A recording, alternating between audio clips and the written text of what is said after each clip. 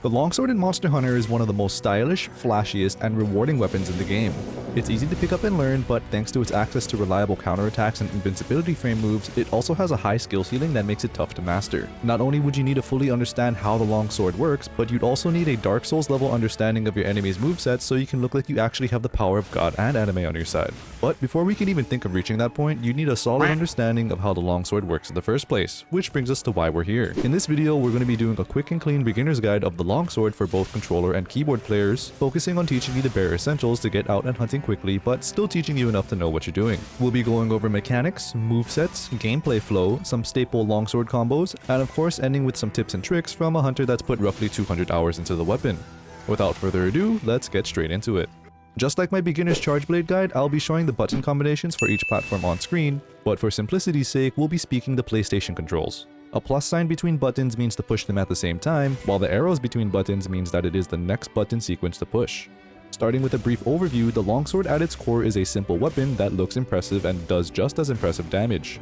Attack the monster to build up sword energy, then use that sword energy to charge your spirit gauge for more damage. Slash away at the monster with your spirit gauge boosted damage, or use those spirit gauge levels to perform your high damaging finisher attack, the Spirit Helmbreaker, all the while executing flashy counterattack moves that'll leave the monster in pieces. Now we'll get to the basic flow of combat as well as key moves you should know. In a nutshell, as you fight, you're trying to achieve max spirit gauge level as soon as possible, then hammer the monster with either your empowered attack combos or full finisher combo. In the upper left, you can see the spirit gauge. It will slowly fill up as you attack the monster with basic attacks. Pushing triangle 3 times executes 2 slow overhead slashes followed by a quicker diagonal slash. These attacks will fill your spirit gauge by about 25% each hit. Pushing circle twice will execute a quick forward stab followed by a quick forward slash. These attacks will fill your spirit gauge by about 20% each hit. You can freely combine these various attacks to make any combo to fit your style. If you want to fill your spirit gauge quickly, just spam circle attacks. While we're covering basic moves, you can also push triangle and circle to do a backstep slash. If you do this after any attack, you can instead lunge to either side with a directional input. This strike fills up your spirit gauge by about 50%. And the last basic move we have is the focus attack. It's straightforward like other focus attacks in the sense that you simply attack a wound for a lot of damage, but Longsword's focus attack has a few important notes. You can input a direction during the focus attack to direct it after its initial stab. This is ideally to redirect yourself into more wounds to deal more damage. As an extra benefit, every wound you destroy with this focus attack will increase your spirit gauge level by 1, which we'll talk about in a second.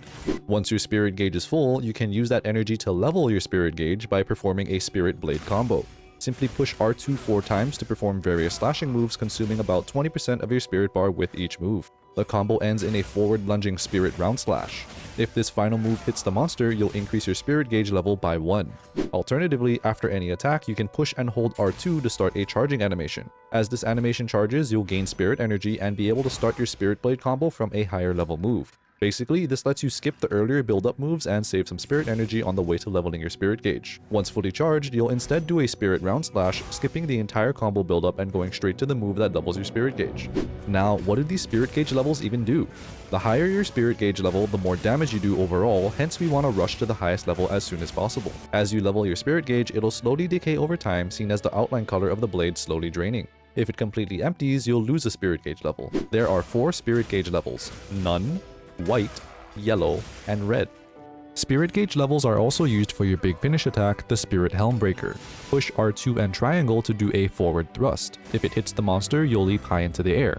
Push triangle or R2 again to perform the Spirit Helmbreaker, dealing tons of damage. You need to have at least 1 spirit gauge level to perform this move.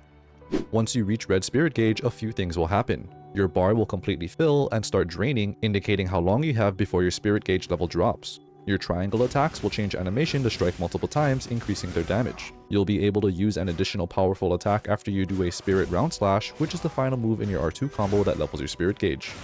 You can also do another additional powerful attack after you do a Spirit Helmbreaker, but will need an additional spirit gauge level to perform, for a grand total of 2 levels for the full Spirit Helmbreaker combo. Your R2 attacks will also no longer drain your spirit gauge, but your regular attacks won't fill it either. The only way to slightly refill your spirit gauge while at red level is by hitting a spirit round slash or the follow-up spinning crimson slash. The easiest way to pull this off is by pushing R2 5 times. Alternatively, the best way to pull this off is by successfully performing a counterattack, which we'll go over next. Counterattacks are one of the most iconic longsword features that draw people to the weapon.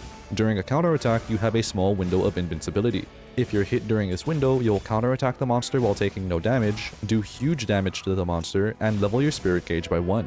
Longsword has access to 2 counterattack moves, the first of which is the Foresight Slash. Push circle and R2 after any attack to do a quick backstep while becoming invincible, then lunging forward with a wide slash. If you're attacked during the backstep portion of this move, you'll have successfully performed the counterattack indicated by an audio and visual cue. Once you see this cue, you can push R2 after the lunging animation is finished to follow up with a Spirit Round Slash, which will level your spirit gauge. Your spirit gauge will also completely fill up on a successful counterattack.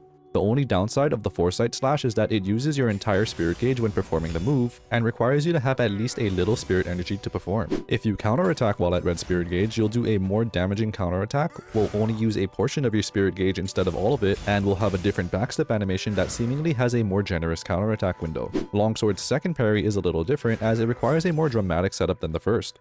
In order to do the second parry called the EI Spirit Round Slash, you first have to do a special sheath. Do so by pressing R2 and X after any move, and you'll step back and sheath your weapon. From here, pushing R2 again will perform a quick forward lunging round slash that has iframes during the beginning of the lunge. If you successfully counterattack, indicated by an audio and visual cue once again, you'll take no damage, hit the monster for a lot of damage, and automatically increase your spirit gauge level. You can also push R2 to perform a quicker Spirit Round Slash combo to increase your gauge level again.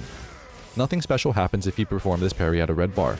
You can do one more move from the special sheath as well by instead pushing triangle. This makes you do a forward lunging double slash. If either of these slashes hits an enemy, your spirit gauge will slowly fill over time if you're at yellow or below. Now before we start going into combos, know that Longsword is a very free-flowing weapon where you can pretty much chain together any attacks without issue, so feel free to experiment and find something that works for you. As boring as it is, a good quick standing combo is to just push circle repeatedly. It'll keep you still and attacks very quickly to build your spirit gauge, and most importantly keeps you ready to counterattack with a Foresight Slash if needed. When at red gauge, you can push triangle, then R2 and repeat. It's fairly fast hitting and does a good amount of damage, and also keeps you ready to counterattack when needed. But it does have a bit longer animation than the last combo, so maybe harder to counterattacks. You can actually weave in circle attacks between your R2 Spirit Blade combo without interrupting the combo. This can be very useful if you realize you don't have enough energy for the next R2 attack or just want to be fancy. This one is more of an important note than a combo, but when performing a Spirit Round Slash, you'll notice that your character will automatically sheath their weapon at the end of the animation. You can instead input a special sheath at the end of the round slash to make your character do a special sheath instead, preparing you to continue your combo with triangle or counterattack with R2. You can do this anytime after you perform a Spirit Round Slash, but as an example, push R 4 times, then R2 and X once the Round Slash animation completes. And finally, as a thanks for watching the video, here's a few of my best tips for playing the Longsword. Longsword's playstyle is typically very aggressive thanks to its quick moveset and ease of access to iframes. Once you start getting the hang of it, as well as start becoming more familiar with your opponent, try to stay in their face and constantly pump out damage to make the most of this weapon. Your red spirit gauge full Helmbreaker combo does a lot of damage, so don't hesitate to use those 2 spirit gauge levels to perform both attacks. Don't let a red spirit gauge level deplete over time, as that's a lot of missed damage potential. Switch to looking to land a Helmbreaker once your bar is nearing 25% before you miss your opportunity. Use your full red bar Helmbreaker combo before using a focus attack. You can easily regain 2 spirit gauge levels with 1 focus attack simply by pushing R2 twice after the focus attack.